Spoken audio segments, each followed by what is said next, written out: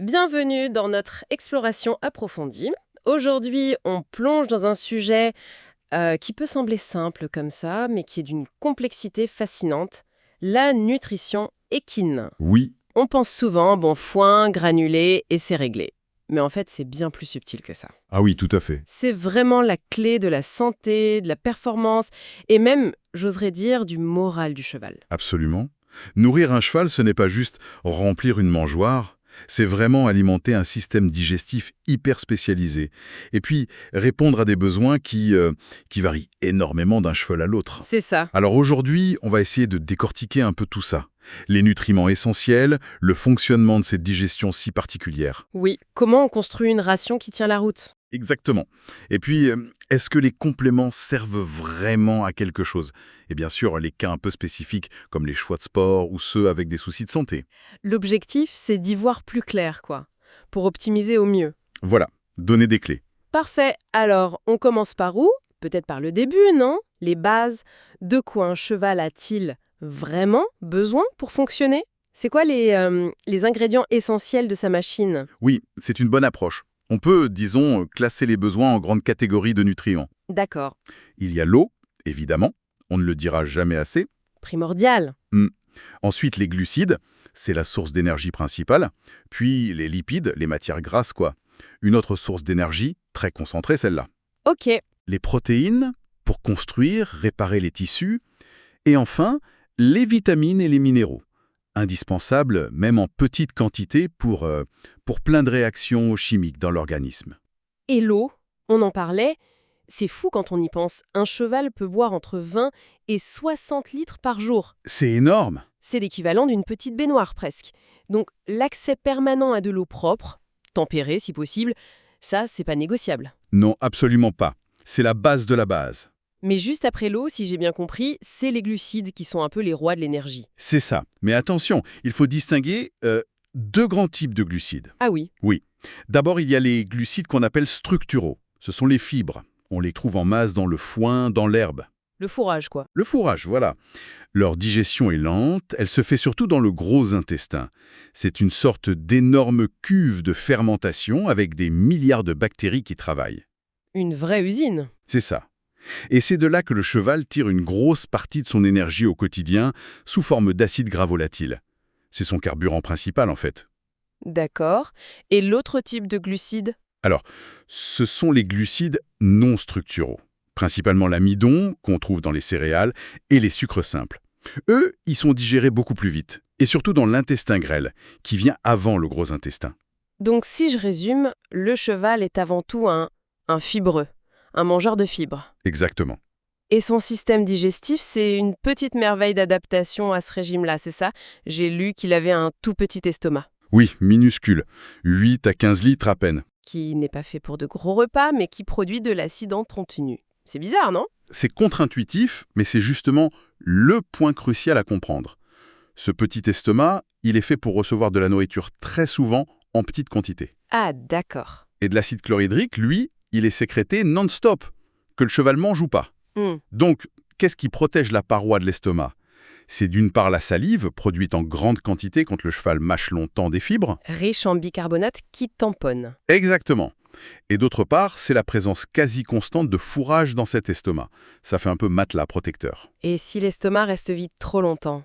L'acide attaque directement la muqueuse. Et c'est la porte ouverte aux ulcères gastriques. Un problème hyper fréquent malheureusement, surtout chez les chevaux au travail ou stressés. Ce qui est frappant, c'est ce contraste. Petit estomac, ok, mais derrière un énorme gros intestin. Cette usine de fermentation dont vous parliez, elle est vitale, mais vous avez dit aussi qu'elle était fragile. Extrêmement sensible, oui.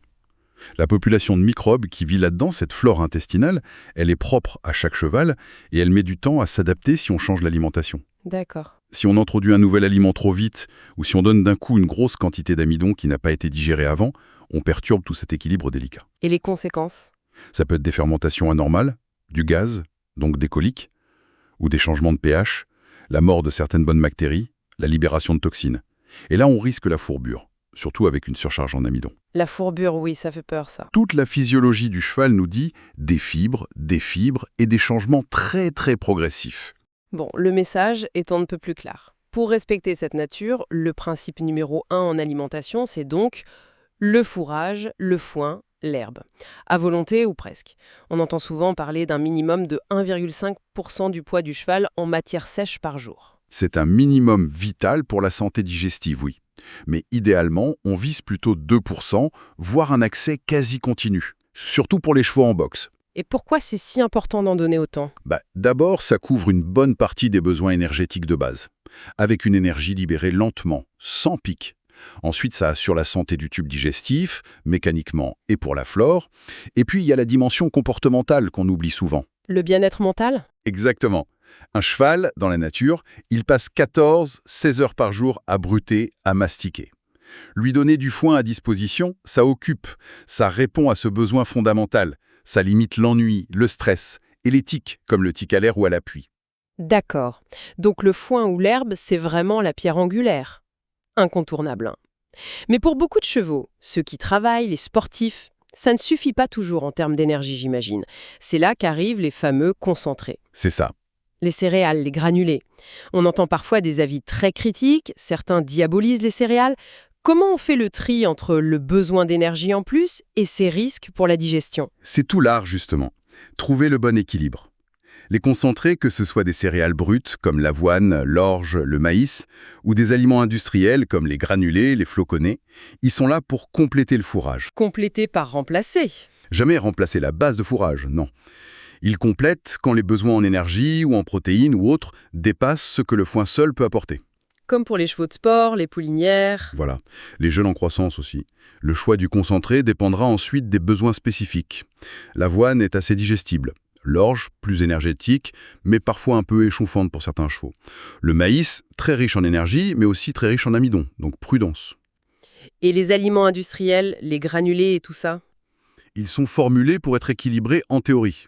Mais il faut absolument lire les étiquettes, regarder les ingrédients et surtout les taux d'amidon et de sucre. Et est-ce qu'il y a des formes de concentrés qui sont, disons, plus gentilles pour l'estomac et les intestins? Oui, tout à fait.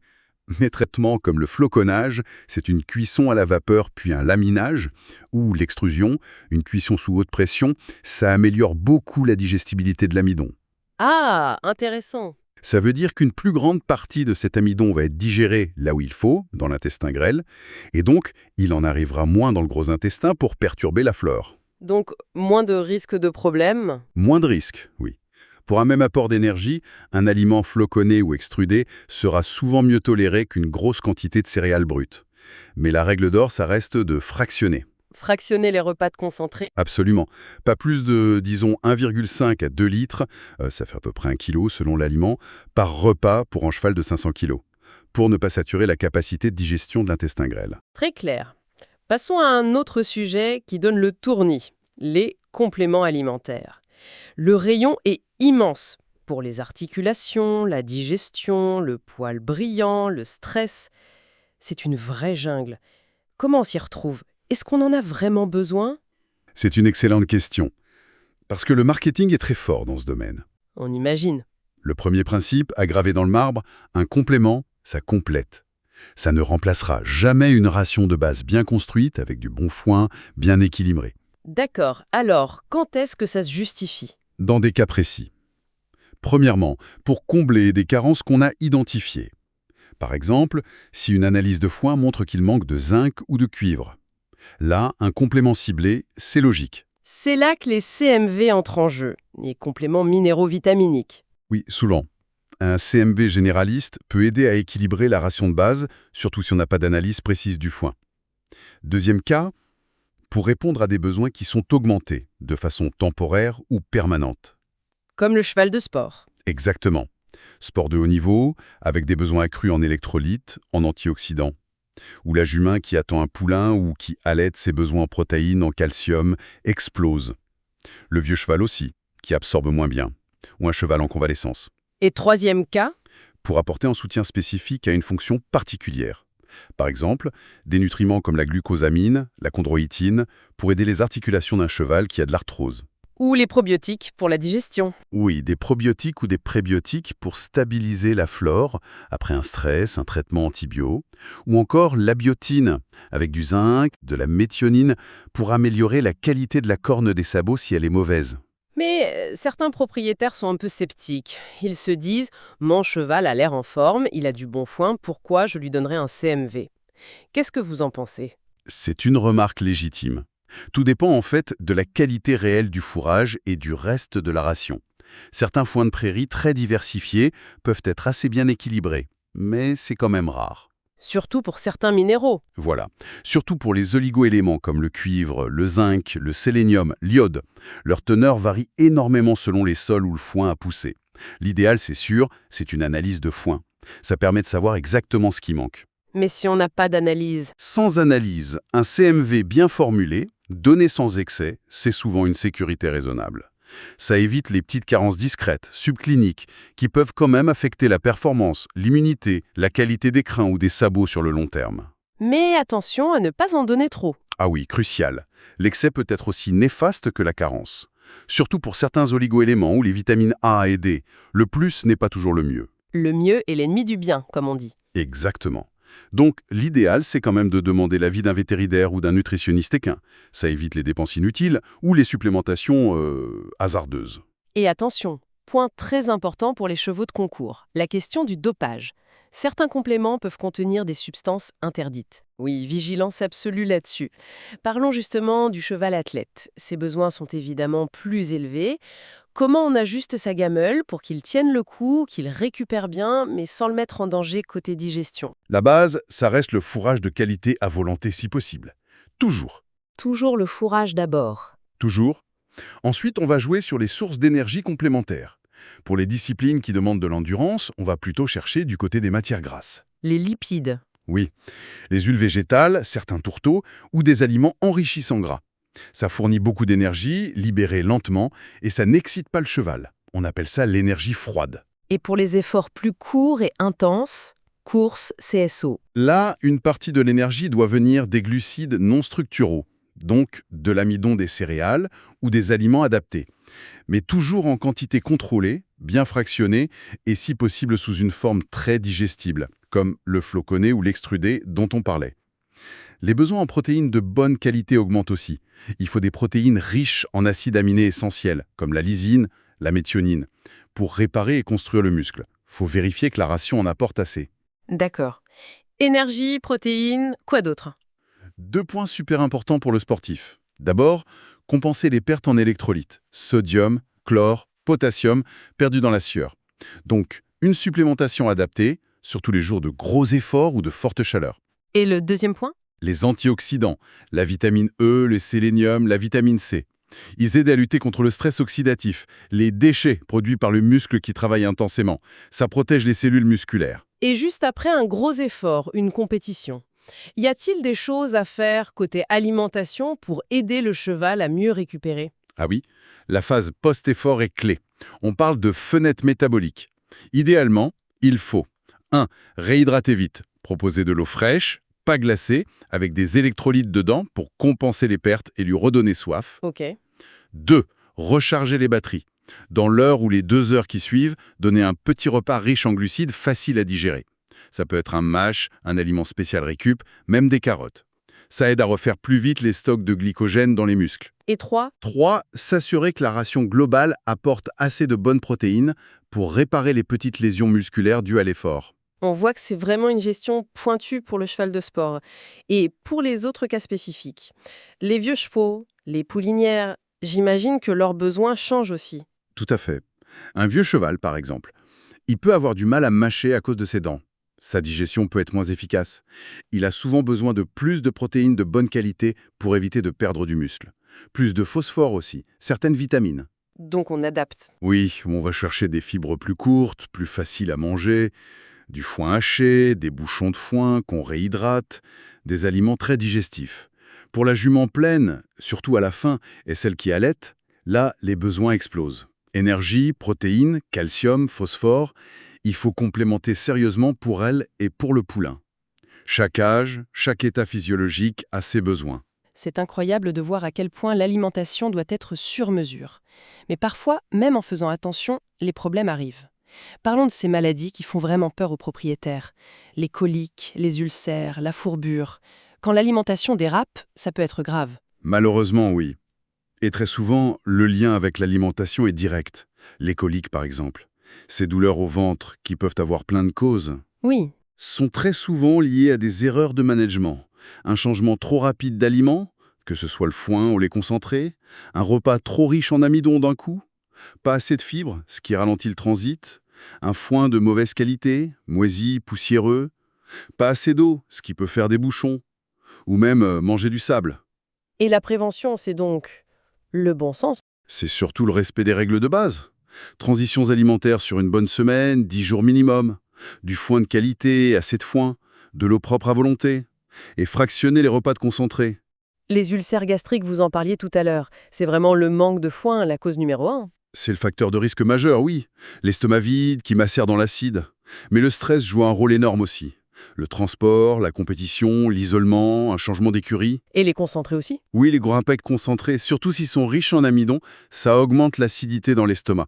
Donc la meilleure prévention, c'est un peu tout ça. Du foin quasi H24, des petits repas de concentré, limiter l'amidon et essayer de gérer au mieux le stress du cheval.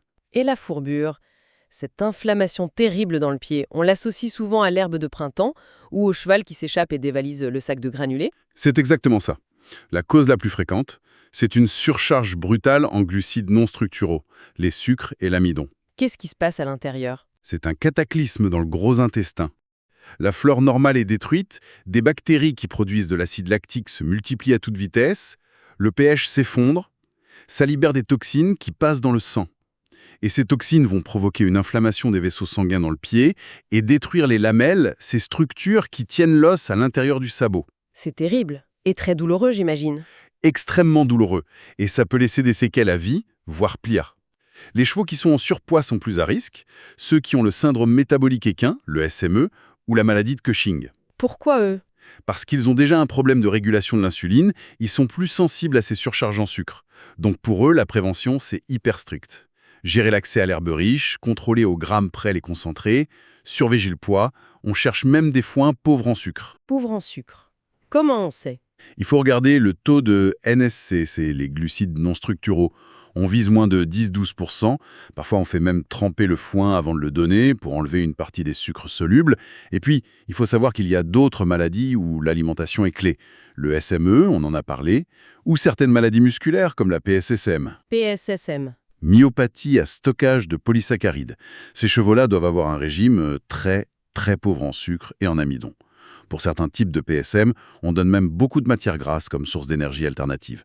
Et à l'inverse, si un cheval a des problèmes de reins ou de foie, on va adapter en limitant par exemple les protéines ou le phosphore. Ce qu'on retient de tout ça, finalement, c'est qu'une gestion alimentaire qui est rigoureuse, bien informée et surtout adaptée à chaque cheval individuellement, c'est la meilleure assurance vie qu'on puisse lui donner. C'est exactement ça. Et l'impact va bien au-delà de juste éviter les coliques ou la fourbure. Ça touche la performance, la résistance aux maladies, la qualité des pieds, du poil et même son moral, son équilibre mental. Tout à fait. Un cheval qui peut passer du temps à mâcher, qui a une routine alimentaire stable, qui n'a pas mal au ventre de façon chronique, c'est un cheval qui sera plus calme, plus disponible au travail, plus serein dans sa tête. L'alimentation, c'est vraiment au croisement de la santé physique et du bien-être psychologique. Donc, pour résumer les messages clés de notre discussion, premièrement, le fourrage, c'est sacré, c'est la fondation absolue. Ensuite, bien comprendre les besoins spécifiques de son cheval, son âge, son activité, sa santé. Oui, l'individualisation. Être super méticuleuse sur la progressivité quand on change quelque chose, ne pas faire de compromis sur la qualité des aliments et voir les concentrés et les compléments comme des outils précis à utiliser à bon escient pour ajuster la ration, pas comme des solutions magiques. C'est un très bon résumé, c'est un travail de tous les jours, un investissement, mais c'est essentiel. C'est ça. Et peut-être pour ouvrir une dernière petite piste de réflexion, on a beaucoup parlé du quoi donner, mais le comment on le donne, ça a aussi son importance, non? Ah oui, c'est-à-dire? Pensez à l'impact des horaires de repas réguliers, par exemple. Ça sécurise le cheval. Manger dans un environnement calme, ça favorise une bonne digestion. Et même la hauteur à laquelle on donne le foin. La hauteur de la mangeoire ou du filet à foin? Oui, manger la tête en bas, c'est la posture naturelle du cheval quand il broute.